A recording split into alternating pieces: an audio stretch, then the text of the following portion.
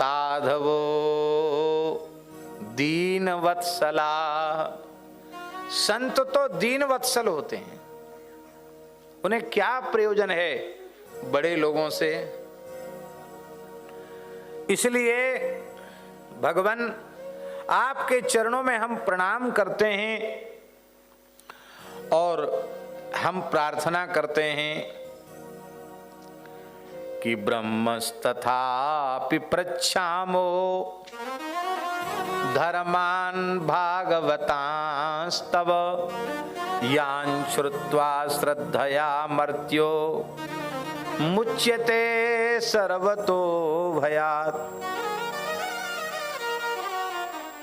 धर्म कई प्रकार का होता है। एक धर्म ऐसा होता है जिसका संबंध लौकिक पारलौकिक भोगों से ही होता है, और एक धर्म ऐसा होता है जिसका संबंध केवल लोक से होता है। एक धर्म ऐसा होता है जिसका संबंध केवल वेद से होता है। एक धर्म ऐसा जो लोक वेद दोनों से संबद्ध होता है। एक धर्म ऐसा होता है जिसका साक्षात संबंध भगवान से होता है। तो जिस धर्म का साक्षात संबंध भगवान से होता है उसी धर्म को भागवत धर्म कहते हैं, उसी को वैष्णव धर्म कहते हैं। तो जिस धर्म का साक्षात संबंध भगवान से है उस धर्म का उपदेश हे नारद जी आप कृपा करके हमें प्रदान करें, क्योंकि हम जानते हैं भयों से छूट जाना, समस्त प्रकार के भयों से मुक्ति मिल जाना, यही मानव जन्म का सबसे बड़ा फल है। और संपूर्ण प्रकार के भयों से मुक्ति बिना भागवत धर्म के प्राप्ति के संभव नहीं है। अब महाराज जी संपूर्ण प्रकार के भयों से मुक्ति क्या है, इसको हम आगे समझाएंगे, इसी प्रकरण में आगे समझाया जाएगा। भयम द्वितीयाभिनिवेशतः स्यात्, द्वितीयाभिनिवेश ही भय का कारण है। आप हमारी भाषा समझ रहे हैं कि नहीं समझ रहे हैं? द्वितीयाभिनिवेश ही भय का कारण है। द्वितीयाभिनिवेश जानते हैं नहीं जानते हैं? क्या आपको अपने आप से भय लगता है? आप अपने आप से तो नहीं डरते हैं, दूसरे से आपको डर लगता है।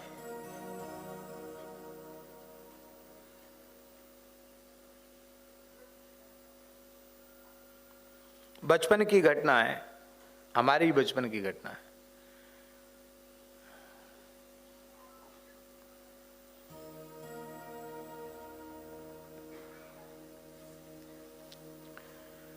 क्वार के महीने में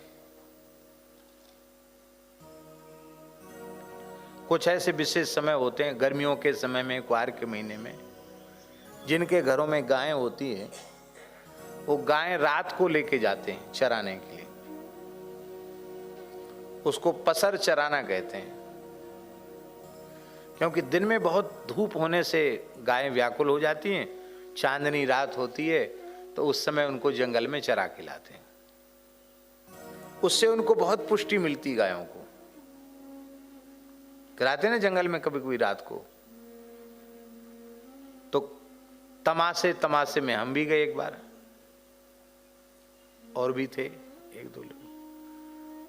तो एक पेड़, उसकी छाया था, वो पलाश का पेड़, छेवले का पेड़, पर उसकी ऐसी आकृति थी दूर से स्वामी जी, ऐसे लगे कि कोई बहुत विशाल काय कोई भयंकर व्यक्ति है, तो ऐसा मुंह फाड़ के ऐसे, उसकी छाया दूर से ऐसे लगे पेड़ की। हम लोग ठिठक गए, अरे भैया, कहते हैं जंगल में भूत प्रेत होते हैं, जरूर कोई भूत प्रेत है। अब गाय तो आगे निकल गई, वहां कैसे जाएं? तो वहीं बैठे राम राम राम राम करते रहे, हनुमान चालीसा पढ़ते रहे, और थोड़ी देर में उजेला हो गया। पुजारी जी, जैसी उजेला हुआ तो देखा पेड़ है। क्या देखा? वो कोई भूत नहीं था, वो उसकी छाया ऐसी लग रही थी दूर से देखकर, पत्ता वत्ता देखे कि कोई मुंह फैलाए खड़ा है।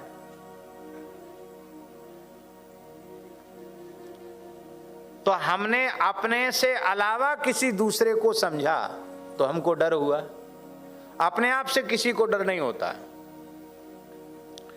भागवत धर्म में आरूढ़ जो भक्त होते हैं उनको पूरे संसार में दूसरा दिखता ही नहीं है। उनको स्वामी शरणानंद जी का वाक्य है, कोई और नहीं और कोई गैर नहीं, न तो कोई और है और ना ही कोई गैर है, सब कुछ भगवान है। वासुदेवा सर्वम, ये सब कुछ भगवान है। और जब सब कुछ भगवान है तो डरने की आवश्यकता क्या है? कल्पना करो यहां शेर आ जाए, यहीं महाराजा अग्रसेन भवन केसी यहीं आ जाए, वहीं से गुर्रावे, क्या होगा हम लोगों का? बोलो। हम कथा भले ही सुना रहे हैं, हम भी कहां भाग के चले जाएंगे पता नहीं। आप लोगों की क्या हालत होगी? जो चल फिर नहीं पाते उनमें भी शक्ति कितनी आ जाएगी, भागने दौड़ने की नहीं कह सकते। हालत सबकी खराब हो जाएगी। यहां शेर आने वाला नहीं, कथनचित आ जाए तो क्या करेंगे?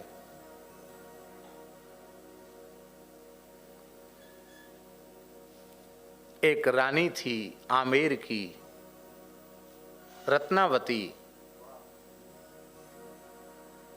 खूनी नरभक्षी शेर जंगल में उसको पकड़ा गया, पिंजड़े में बंद किया गया और उस शेर को रानी के ऊपर छोड़ दिया गया और शेर गुर्राता हुआ महल में आया। रानी अपने ठाकुर जी की सेवा कर रही थी। दासी ने कहा, महारानी सिंह आया। रानी ने कहा, अहो नृसिंह जी पधारे हैं, आज भगवान नृसिंह आए हैं। जैसे ही कहा नृसिंह जी पधारे हैं, शेर का गुर्राना बंद हो गया, शेर पूंछ हिलाने लग गया। रानी ने चरणों में प्रणाम किया, मस्तक पर रोली का टीका लगाया। आपने सुना शेर को हलवा खिलाना? बोलो वृंदावन बिहारी। मंगला भोग लगाया था, ठाकुर जी को हलवा बना था।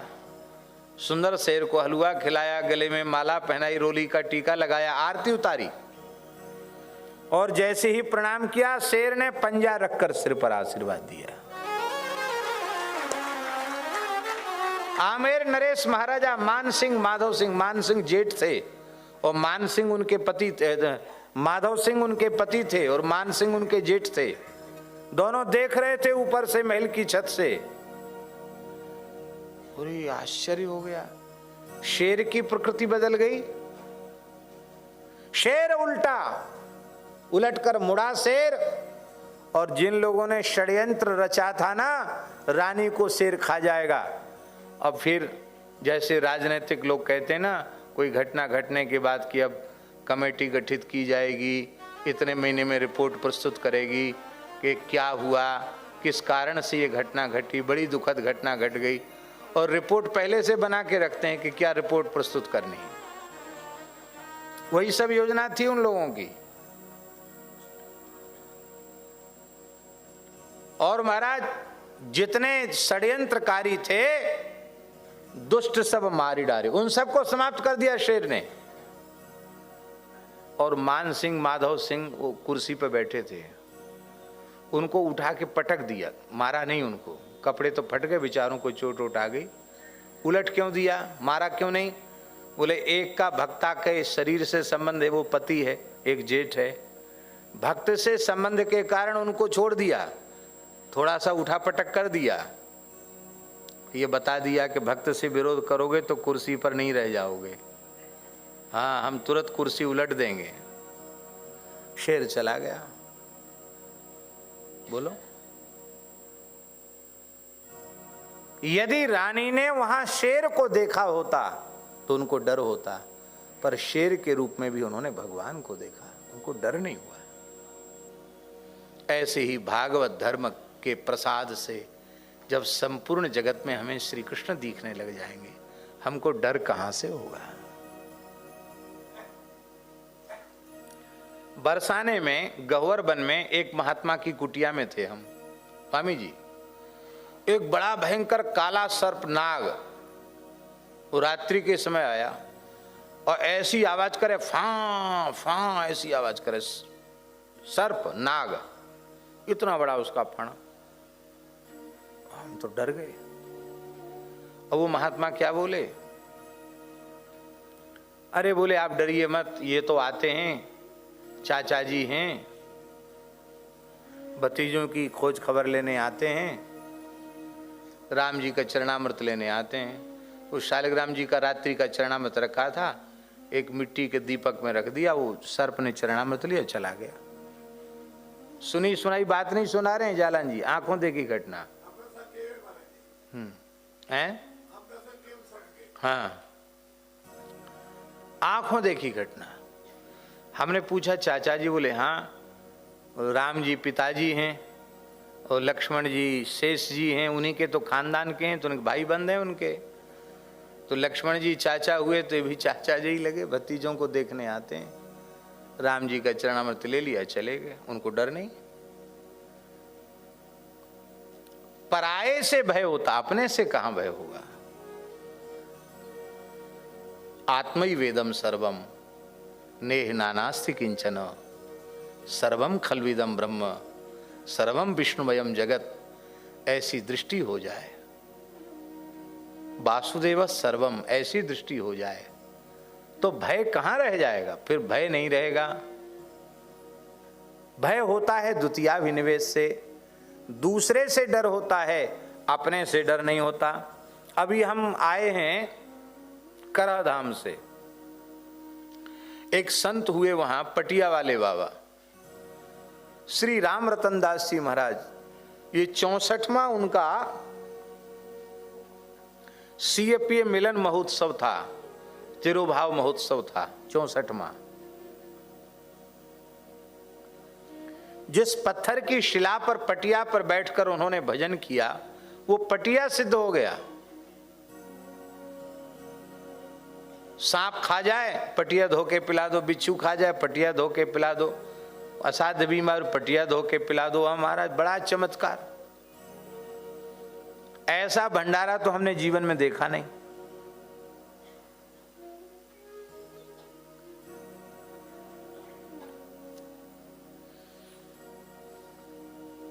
इंदौर एयरपोर्ट पर कल एक पेपर हमने लिया, जहां बैठे थे अतिथि गृह में, तो उन्होंने एक पेपर दिया, अखबार, न्यूज़पेपर।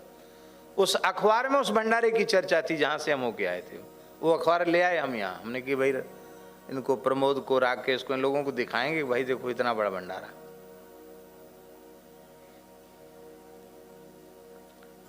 रोज पुआ बनते थे, आज 300 मन के पुआ, आज 400 मन आटे के। वो गुजराती मन नहीं, गुजराती मन कच्चा होता है, 20 किलो का होता है।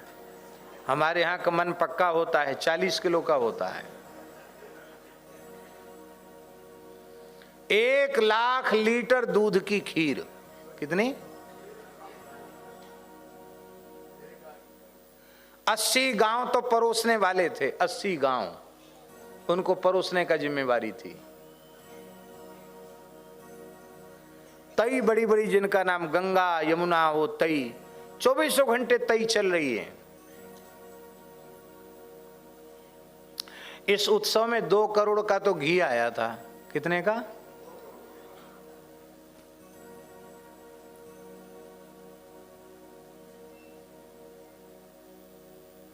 संत बिना पढ़े लिखे थे, केवल सीताराम सीताराम करते थे, भगवत प्राप्त महापुरुष थे, सभी प्राणियों में भगवान का दर्शन करते थे। तो जिस जमाने में पटिया वाले बाबा वहां विराजते थे, तो वहां एक झरना था, उसको बांध दिया, सरयू जी कहते उसको। तो वहां शेर पानी पीने आता है, बबर शेर। तो शेर पानी पीने आए, एक कुतिया वहां थी। बाबा उसको कहते थे लंक लूहरी। क्या कहते थे? वो भौंकती बहुत थी। तो कुतिया ने भौंकना शुरू किया। अब सोचो, कुत्ता कुतिया में हिम्मत है जो शेर को भूखे? वो तो शेर को देखते ही एकदम च्यूं हो जाते बेचारे। और कुतिया भौंक रही शेर के ऊपर, और शेर कुछ नहीं बोल रहा। जब कुतिया ने साहस और बढ़ाया, ज्यादा जोर से भौंकी, तो शेर की आंख बदली। शेर की आंख बदली तो कुतिया समझ गई कि अब ये मार डालेगा। सो च्यूं च्यूं करती हुई कुतिया पटिया के पास आके दुबक गई। बाबा ने शेर को इशारा, कोई बात नहीं, छोड़ो, कोई बात नहीं, क्षमा करो, क्षमा करो। थोड़ी देर में कुतिया फिर आई, फिर भौंकने लगी। अब की बार शेर ने फिर त्योरी बदली, फिर कुतिया छिप गई। अब तीसरी बार जब कुतिया भौंकने के लिए आई, तो अब शेर उस पेतरे भांजने की तैयारी में उसने अंगड़ाई ली और पूंछ ऐसी करी। सोई बाबा बोले, अरे आप तो राजा हो, ये आपकी प्रजा है, सब पर दया करो महाराज, सब पर दया करो। इतना सुनते ही शेर प्रणाम किया और शेर चला गया। कुतिया ने भौंककर शेर को भगा दिया। बोलो वृंदावन बिहार। कुतिया के पास बाबा का बल था। किसका बल था? बाबा का बल था। और शेर, और बाबा के पास किसका बल था? बाबा तो शेर में भी रघुनाथ जी का दर्शन कर रहे थे। ये जब तक सर्वत्र भगवत दृष्टि नहीं हुई है, तब तक भय छूटने वाला नहीं है। कल एकादशी है भैया, ध्यान से सुनो। कल एकादशी है, और वो एकादशी भी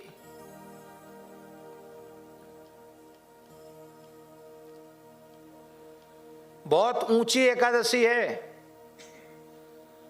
उसका नाम है त्रिशप्रिशा। बहुत भारी महिमा है उस एकादशी की, त्रिशप्रिशा एकादशी।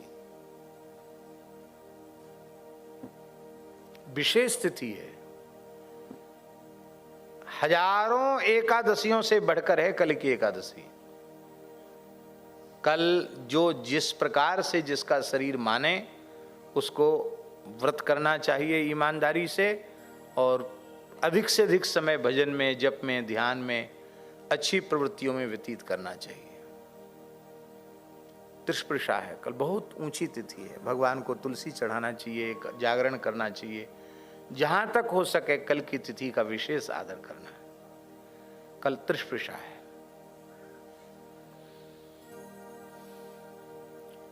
किस प्रसंग में हम बात कर रहे थे भूल गए, ध्यान दूसरी तरफ चला गया है। क्या?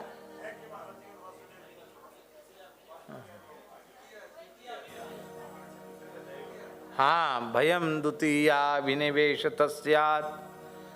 हाँ, एकादशी की बात जो हम कह रहे थे, एकादशी की तिथि कल तो त्रिशप्रिशा है।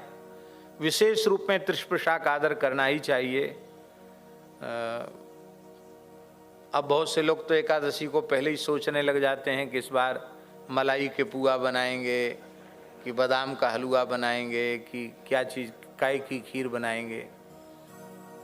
आप भगवान को भोग लगाना चाहते भले लगाइए, पर ईमानदारी से व्रत कीजिए। बहुत उत्तम पक्ष है कि कोई यदि शरीर में उसके सामर्थ्य है तो निर्जल करे, अच्छी बात है। निर्जल नहीं तो सजल करे, सजल नहीं करे तो भारतीय गाय का एक बार दूध पीकर करे। उतना भी समर्थ न हो तो फल खा करके व्रत करे।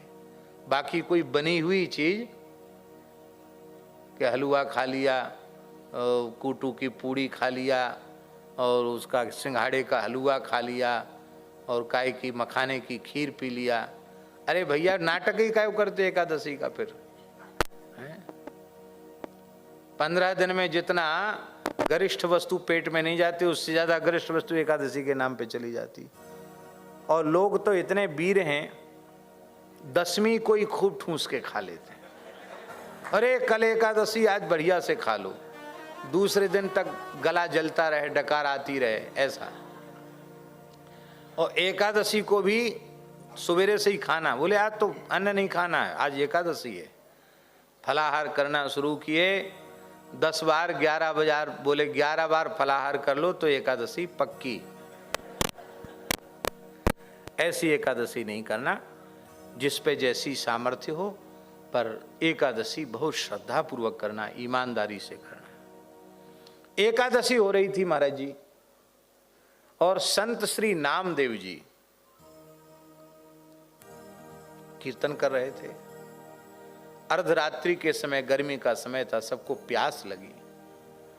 अब चंद्रभागा के तट पर जाना है जल भरने के लिए, कैसे जाएं? क्यों? श्मशान है, निकट में श्मशान है, अर्धरात्रि है, मन में भय तो होता ही भूत प्रेत आदि का। तो प्रेतों के उपद्रव के कारण कोई जाना नहीं चाहता था, संकोच कर रहे थे। नामदेव जी ने कहा आप लोग कीर्तन करिए, मैं जल भर के लाता हूं। नामदेव जी घड़ा लेकर जल भरने गए। जैसी चंद्रभागा जी के में घड़ा डुबाया, जल भरा, उसी समय प्रेत प्रकट हो गए सामने। प्रेत को देख के डर लगेगा कि नहीं लगेगा? बहुत से लोग तो मानते ही नहीं भूत प्रेत होते हैं। हम जबरदस्ती नहीं कहते कि आप भी मानिए ही, पर भूत प्रेत योनि है, उसको न मानने से हम धर्म शास्त्र को अमान्य कर रहे हैं, ऐसा समझ लीजिए। अब आप विश्वास करें या ना करें, इसकी कोई गारंटी नहीं है और ना हमारा आग्रह है, लेकिन हमने ऐसे प्रकाश में, ट्यूबलाइट के प्रकाश में, हमने जयपुर में एक घर में प्रत्यक्ष प्रेतों को देखा है, प्रेतों की जमात।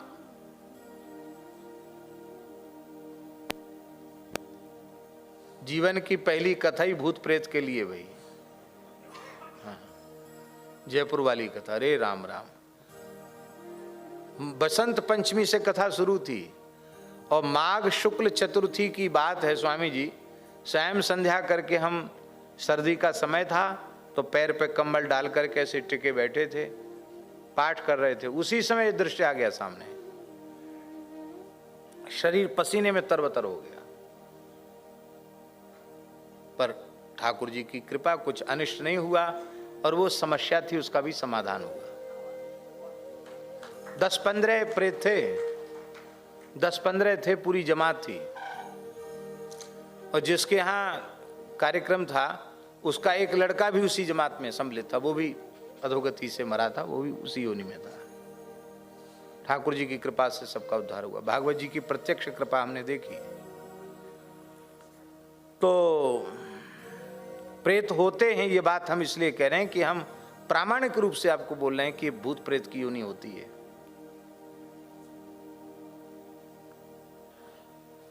तो महाराज वो भूत प्रेत नामदेव जी के सामने प्रकट हुए, पर नामदेव जी तो प्रेतों में भी परमात्मा को ही देखते हैं, क्योंकि वासुदेवा सर्वम ये दृष्टि है नामदेव जी की। तो नामदेव जी ने अपनी फेंट से करताल खोला और कीर्तन करके नाचने लगे। आज मेरे आए लंबकनाथ, नामदेव जी का पद है। आज मेरे आए लंबकनाथ, आज मेरे आए लंबकनाथ, आज मेरे आए लंबकनाथ। धरती पांव स्वर्ग लो माथो, योजन भरी भरी हाथ, शिव सन कादिक पार न पावे, तैसे ही सखा विराजत साथ, नाम देव के प्रभु अंतर्यामी, कीन्हो मोहि सनाथ।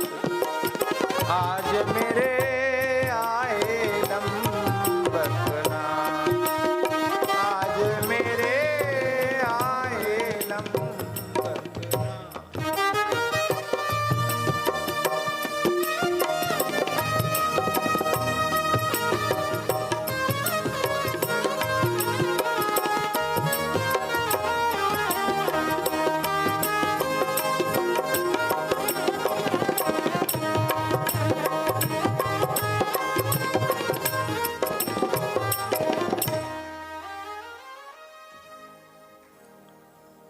तो ये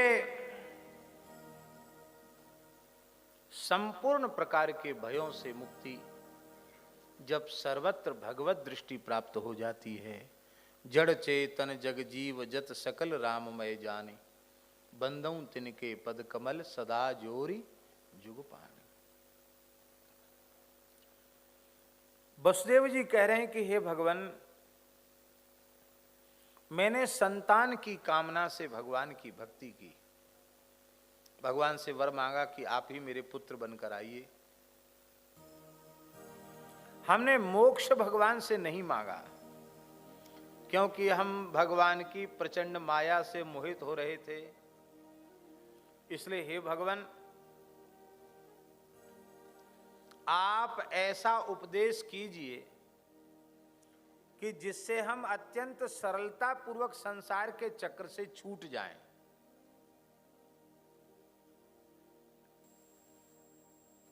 नारद जी हंसने लगे, बोले तुम्हारा निश्चय बहुत सुंदर है।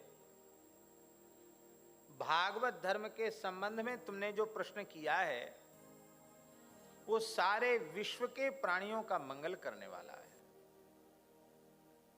इसका कोई श्रद्धा पूर्वक श्रवण करे, इसका पाठ करे, ध्यान करे, आदर करे, अनुमोदन करे, ऐसा विश्वद्रोह का पापी भी सद्य पवित्र हो जाता है, मुक्त हो जाता है।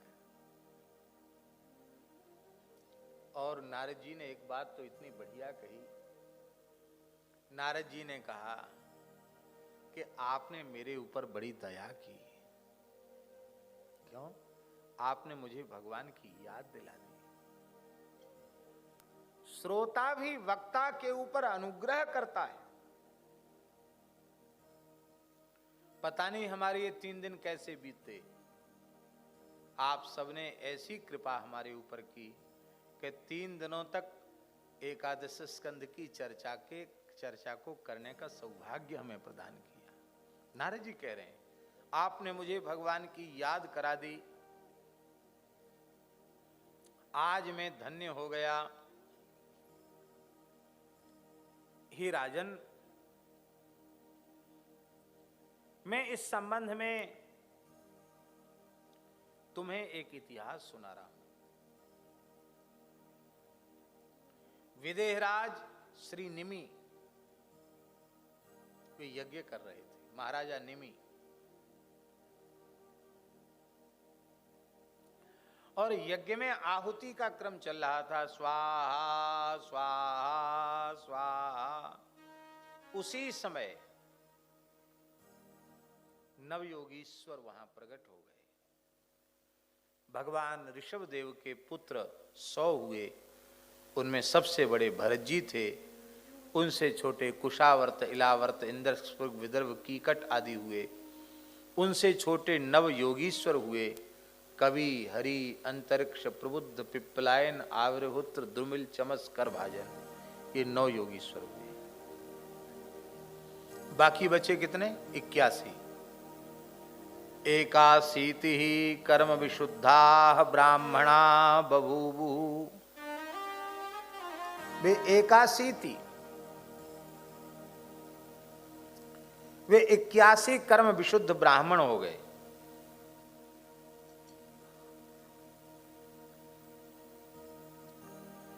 ब्राह्मणोचित धर्म का उन्होंने पालन किया।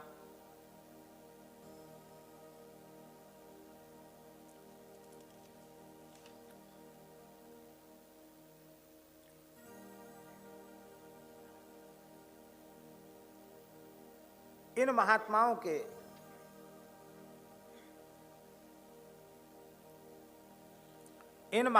के संबंध में ये बात कही गई क्या? त एते भगवद रूपम विश्वम सदसदात्मकम आत्मनो व्यतिरेकेण पश्यन्तो व्यचरन् महीम्।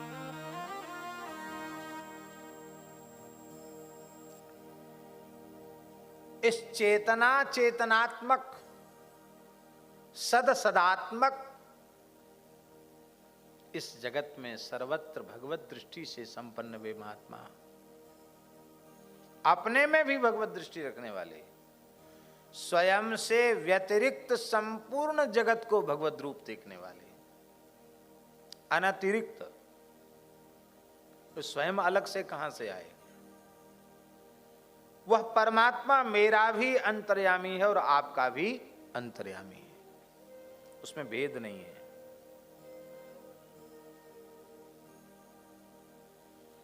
तो बड़े ऊंचे दर्जे की बात, सब उसको सुनने समझने लायक नहीं है, लेकिन फिर भी हम बोल देते हैं। संपूर्ण जगत में भगवान को देखना, आहा, जय जय श्री राधे। इस दृष्टि से संपन्न महात्मा जो संसार के नाना नाम रूपों में भी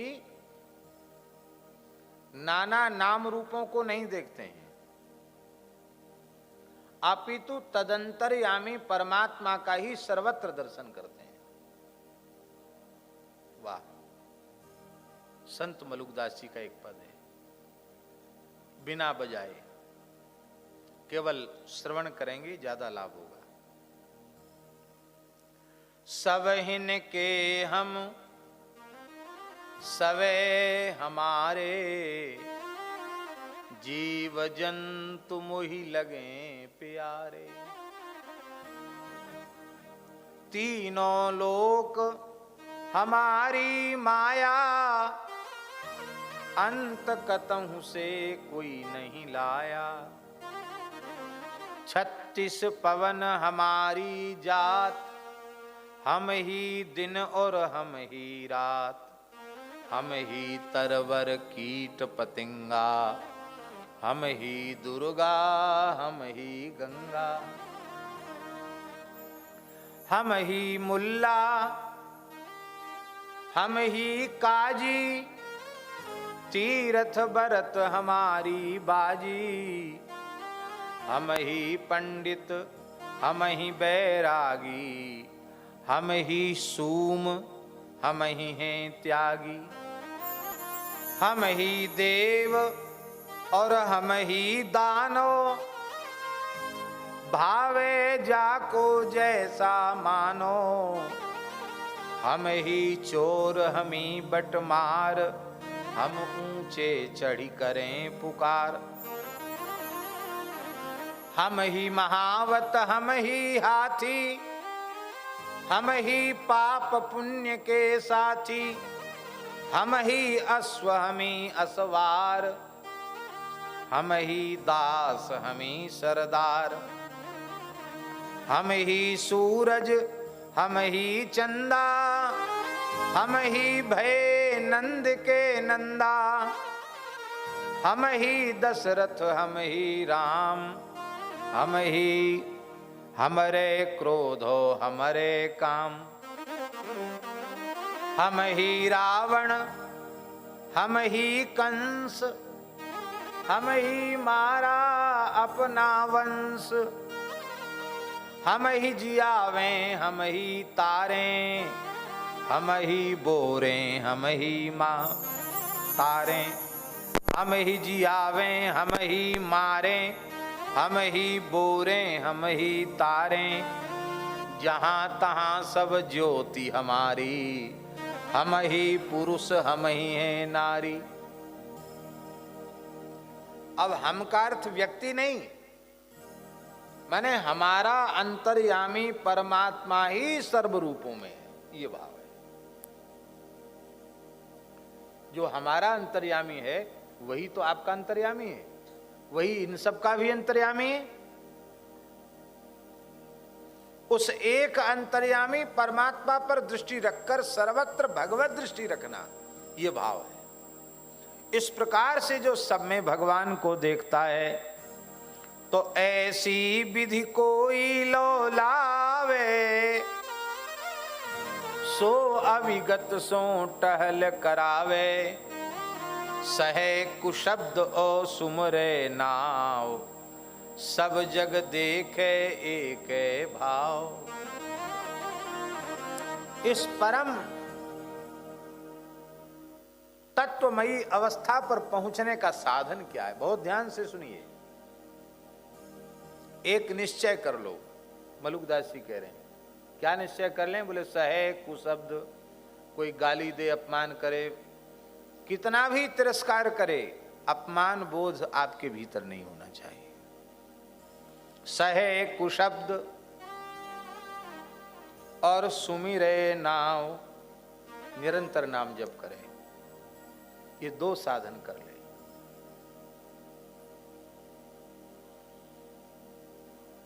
कुछ घड़ियां होती हैं वाटर प्रूफ घड़ी होती कि नहीं? कथनचित पानी में गिर जाए, नहा लें पानी में, तो उसमें पानी भीतर नहीं जाता है। ऐसी आप अपमान प्रूफ हो जाइए।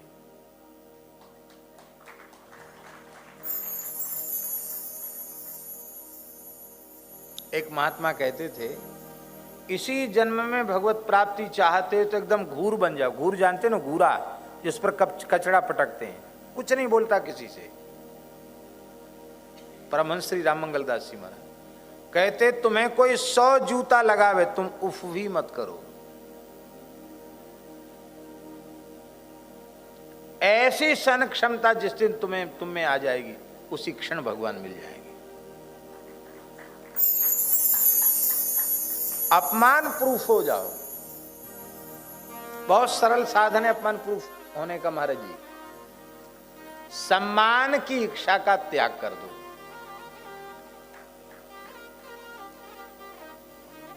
जिसने सम्मान की इच्छा का त्याग कर दिया है, दुनिया में कोई ताकत ऐसी नहीं उसका अपमान कर सके।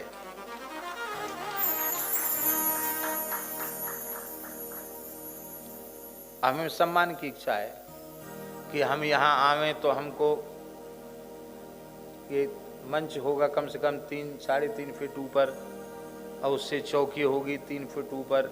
जितने अपनी नापी नहीं है, हमारी इच्छा हो कि इतने ऊंचे चढ़ाए जाए हमको, ऐसी गद्दा तकिया लगाई जाए, ये मिलेगी तो हम प्रसन्न होंगे। और हमारी अपेक्षा ही नहीं है, तो हमको जहां सबके जूता चप्पल उतरे हैं वहां भी हमको बैठने की जगह मिल जाए, तो हमारे मन में बिल्कुल ये भाव नहीं है कि अरे भाई देखो हम इतने बड़े महात्मा, हमको बैठने की जगह नहीं मिली। क्यों? क्योंकि हमने सम्मान की इच्छा का त्याग कर दिया। सम्मान की इच्छा का त्याग करने वाले का अपमान कौन करेगा? सम्मान की इच्छा का त्याग कर दो। श्रीमद् चैतन्य महाप्रभु क्या कह रहे हैं? तृणादपि सुनीचेन तरोरपि सहिष्णुना अमानिना मानदेन कीर्तनीय सदारी। तृण से भी अपने को छोटा मान लो, वृक्ष से अधिक सहनशील बन जाओ, स्वयं किसी से सम्मान न चाहो और सबको सम्मान देने का स्वभाव बना लो। अमानिना, स्वयं अमानी हो जाओ। मान देना, सबको सम्मान देने लग जाओ। तो ऐसे लक्षणों से युक्त होकर के हरि सदा कीर्तनीय, इस प्रकार से जब आप कीर्तन करेंगे तो सद्यः आपको भगवत प्रेम की प्राप्ति हो जाएगी।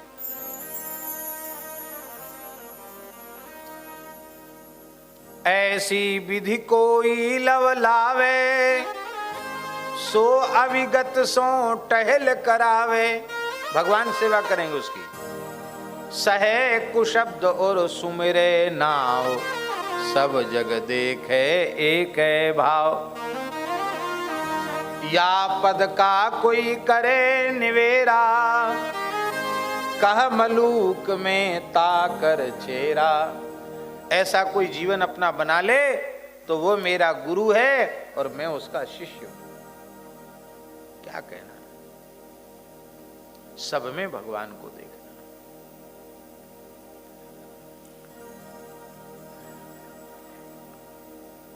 इस प्रकार से सब में भगवान को, अपने से अनतिरिक्त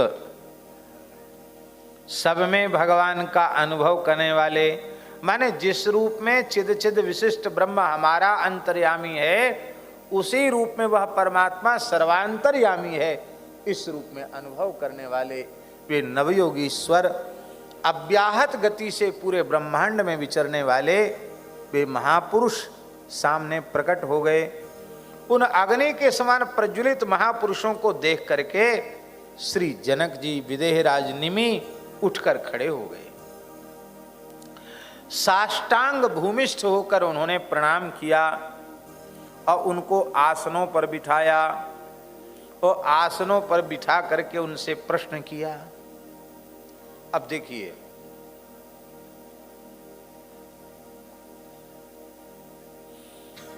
कर्म की एक विधि है। हमने आहुति आरंभ कर दी और बीच में चित्रांग जी आ गए। तो द्वारकाधीश भगवान के पुजारी हैं, अंग सेवी हैं। हमने आहुति बीच में बंद कर ली और आपको कहीं जाना, हमने जरूरी बात कर ली। तब कर्म की जो मर्यादा है उसके अनुसार अब हमें द्वारा आचमन प्राणायाम करके आरंभ से पूरा हवन फिर करना चाहिए। हम जप कर रहे हैं, हमारे हाथ में माला झोली है, गायत्री जप कर रहे हैं या गुरु परंपरा से प्राप्त मंत्र का जप कर रहे हैं, स्वामी जी आ गए।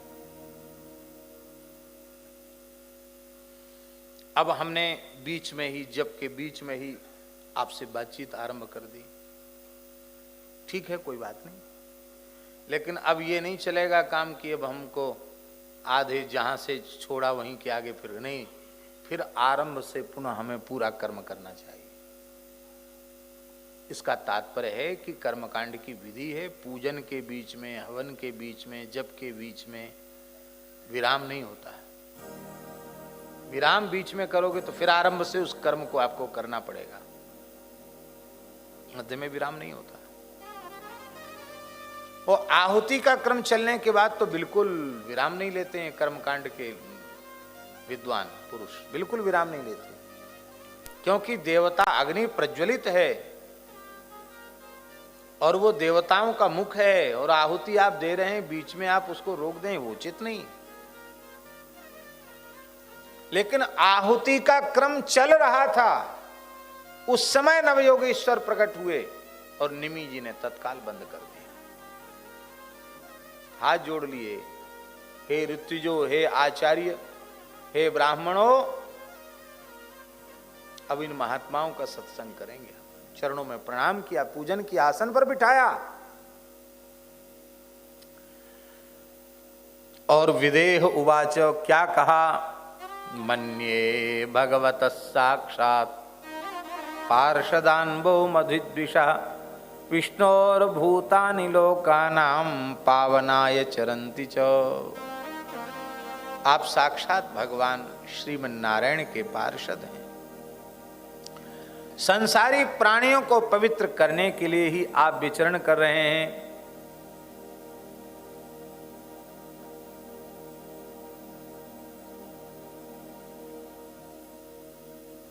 नवयोगीश्वरों ने कहा, राजन आप तो स्वयं बड़े कर्मनिष्ठ हैं, आहुति के क्रम को आपने बीच में ही बंद कर दिया। अरे हम लोग आके खड़े रहते या बैठ जाते, आपका आहुति का क्रम पूरा हो जाता, तब आप बातचीत कर लेते। धन्य है, धन्य है, क्या प्यारी बात कही है, अद्भुत बात कही। ध्यान में आई बात? मानो निमि महाराज की सत्संग के प्रति जो निष्ठा है, उस निष्ठा की परीक्षा के लिए ही वे उस अवसर पर आए थे। नहीं तो त्रिकालदर्शी महात्मा आगे पीछे आते। ये देखने आए थे कि इनकी सत्संग में अधिक निष्ठा है कि कर्म में अधिक निष्ठा है। सत्संग की किसी कर्म से तुलना तो नहीं करते हैं ये। संसार का कोई भी शुभ कर्म सत्संग रूपी शुभ कर्म की समता नहीं कर सकता। ये संध्या का समय है।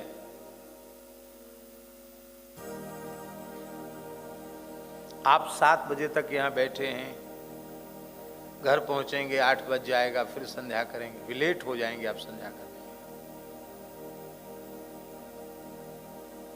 क्या आपको लेट संध्या करने का दोष लगेगा? क्यों नहीं लगेगा? इसलिए नहीं लगेगा कि आप संध्या के काल में और किसी अनुचित प्रवृत्ति में नहीं हैं। आप संध्या के काल में ऐसी पवित्र प्रवृत्ति में लगे हैं जो सीधे आपको भगवान से जोड़ने वाली है।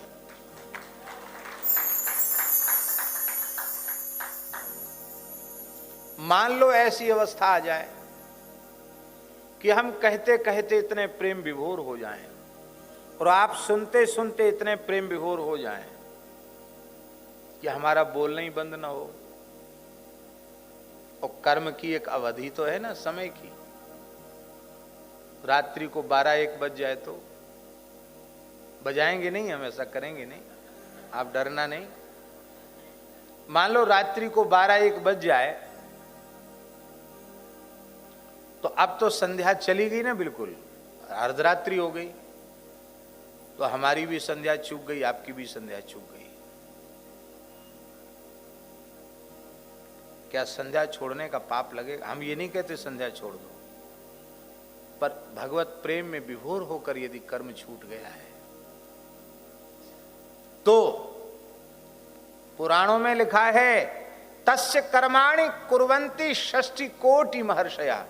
60 करोड़ ऋषियों को भगवान ने नियुक्त कर रखा है। मेरे भक्त सत्संग में, कथा कीर्तन में, प्रेम में विभोर होने पर यदि उनका कोई कृत्य छूटता है, उनको कृत्य छोड़ने का दोष न लगे, उनके बदले तुम संध्या कर लेना। 60 करोड़ ऋषि संध्या करेंगे। इसका मूड मत हिलाओ कि हम संध्या ही छोड़ दें। संध्या तो करो, अवश्य करो संध्या, लेकिन ये महिमा है। कल्याण के जितने साधन हैं ना, उनमें सबसे तेज साधन सत्संग है।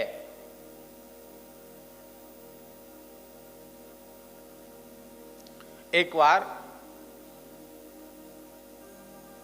महर्षि विश्वामित्र के आश्रम पर वशिष्ठ जी पहुंचे तो विश्वामित्र जी ने उनको 10,000 वर्ष की तपस्या भेंट कर दी। आपके स्वागत में मैं अपनी 10,000 वर्ष की तपस्या आपको भेंट करता हूं। कालांतर में विश्वामित्र जी वशिष्ठ जी के आश्रम में आए। 1 घड़ी सत्संग हुआ। 1 घड़ी माने 24 मिनट। कितना? तो वशिष्ठ जी ने कहा कि 1 घड़ी के सत्संग का पुण्य मैं आपको भेंट करता हूं। सोई विश्वामित्र जी नाराज हो गए, बोले वाह जी वाह, आप तो बड़े कंजूस हैं। हमने 10,000 वर्ष की तपस्या भेंट कर दी और आपने केवल 1 घड़ी का सत्संग। अरे चर्चा ही तो की आपने। हमारी 10,000 वर्ष की तपस्या श्रेष्ठ है कि आपकी 1 घड़ी का सत्संग का पुण्य श्रेष्ठ है। वशिष्ठ जी कहते सत्संग का पुण्य श्रेष्ठ है, अब विश्वामित्र जी कहते थे तपस्या का पुण्य श्रेष्ठ है। बोले भाई फैसला तो किसी बड़े महापुरुष के पास चलकर कराया जाए तो किसके पास करा मैं फैसला? तो शेष जी के पास गए पाताल में, दंडोत प्रणाम हुआ। कहो महात्माओं कैसे आए हो? बोले आप फैसला कर दो कि 10,000 वर्ष की तपस्या का पुण्य बड़ा है कि एक घड़ी बैठकर भगवत चर्चा करने का, सुनने का, सत्संग का पुण्य बड़ा है? बड़ा पुण्य कौन सा है? शेष भगवान ने भी लीला की। बोले भाई देखो, जिसकी खोपड़ी पे वजन धरा हो वो कोई उत्तर नहीं दे सकता। सारा ब्रह्मांड हमारे मस्तक पर रखा है, इसका वजन हमारे ऊपर धरा है। आप दोनों महात्माओं में से कोई इसको अपने ऊपर उठा लो, फिर हम खाली मत्था हो जाएगा, हमारा निर्भर हो जाएंगे, तब बताएंगे। विश्वामित्र जी ने अपनी 10,000 वर्ष की तपस्या लगाकर उसको रोकना चाहा, लेकिन ब्रह्मांड नहीं रुका। पूरे धरती नहीं रुकी और पूरी तपस्या जीवन भर की लगाने लगे तो भी नहीं रुकी धरती। अब वशिष्ठ जी की बारी आई। वशिष्ठ जी ने कहा मैं एक घड़ी के सत्संग का पुण्य अर्पित करता हूं और ये धरती स्थिर हो जाए। अपने आप शेष जी के मस्तक से ऊपर उठ गई, धरती स्थिर हो गई। विश्वामित्र जी बोले अब तो आपका माथा खाली हो गया, अब बोलिए। अरे बोले बोलें क्या? तुमको समझाने के लिए तो ना बड़ा नाटक करना पड़ा। एक घड़ी के सत्संग का पुण्य वो जीवन भर की तपस्या उसकी बराबरी नहीं कर सकी। अंतःकरण की जैसी शुद्धि सत्संग से होती है, वैसी शुद्धि अन्य किसी साधन से नहीं होती है। संध्या करो, तप करो, तर्पण करो, जप करो, दान करो, पुण्य करो, सब साधन करो, पर अत्यंत अत्यंत श्रद्धा पूर्वक, आदर पूर्वक सत्संग अवश्य करो, नित्य करो। कोई महात्मा प्राप्त हो जाए तो लाख करोड़ काम छोड़कर सत्संग करो। निमि जी ने कहा कि हम लोग स्वाहा स्वाहा करते रहेंगे, आप चले गए तो आपको कहां पाएंगे?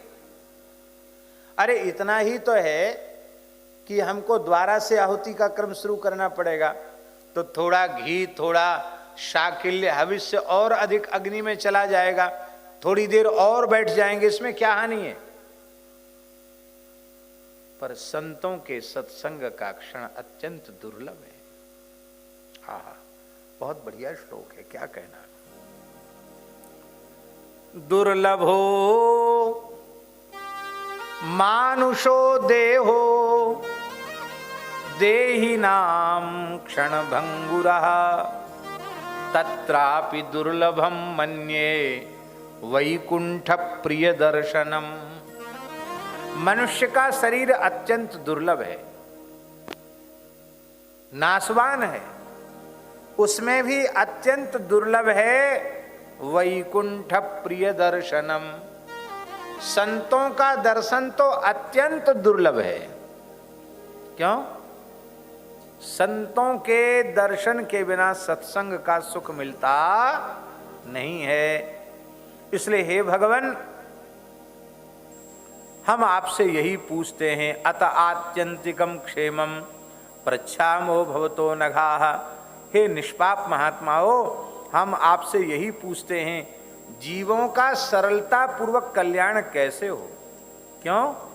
क्योंकि संसारेस्मिन् क्षणार्धोपि सत्संगः सेवधिर्नृणाम्।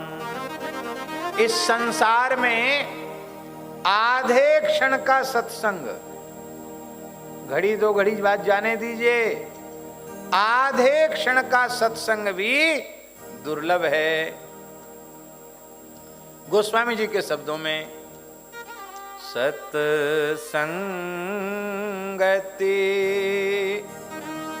दुर्लभ संसारा, सत्संगति दुर्लभ संसारा,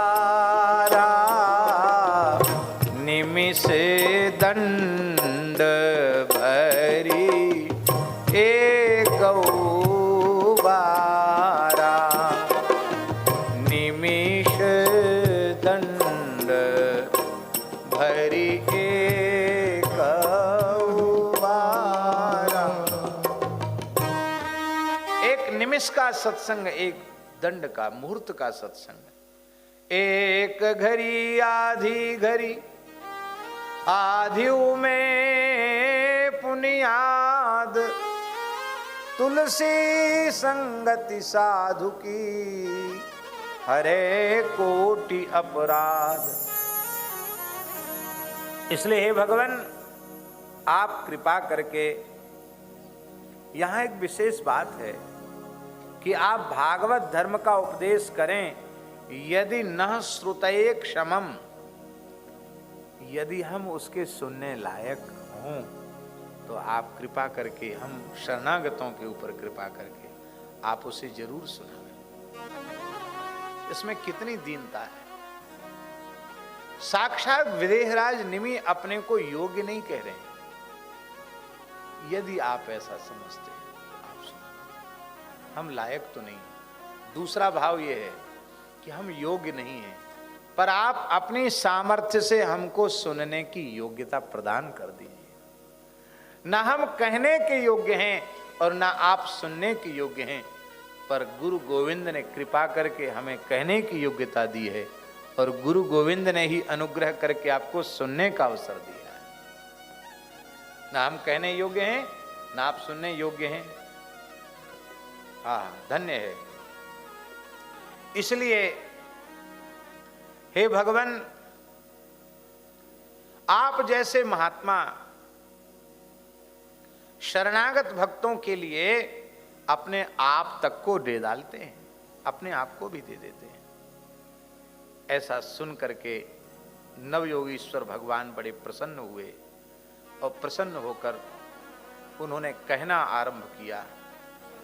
अब उनका कहना तो बड़ा है, लंबा है और 7 बजने वाला है, इसलिए हम यहीं अपने वक्तव्य को विराम करते हैं। ये ऐसी सीधी सीधी कथा नहीं है, बड़ी गंभीर चर्चा है, हम लोगों के जीवन में बहुत उपयोगी है। बहुत ध्यान से, बड़ी श्रद्धा से, बड़े भाव से और बड़ी सावधानी से आप लोग श्रवण करना। आज ये बोल रहे थे प्रमोद जी, बोले कि अभी वहां लोग आए नहीं हैं, उपस्थित नहीं हुए हैं, 15 मिनट लेट से चलते हैं, क्योंकि भारतीय समय के अनुसार लोग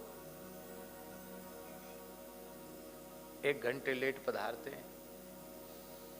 तो हमने कहा नहीं, हमें किसी की आवश्यकता नहीं है, हम समय से, फिर भी थोड़ा लेट आए हम भी। लेकिन भाई देखो, लेट आने में आपको भी घाटा है और हमको भी घाटा है।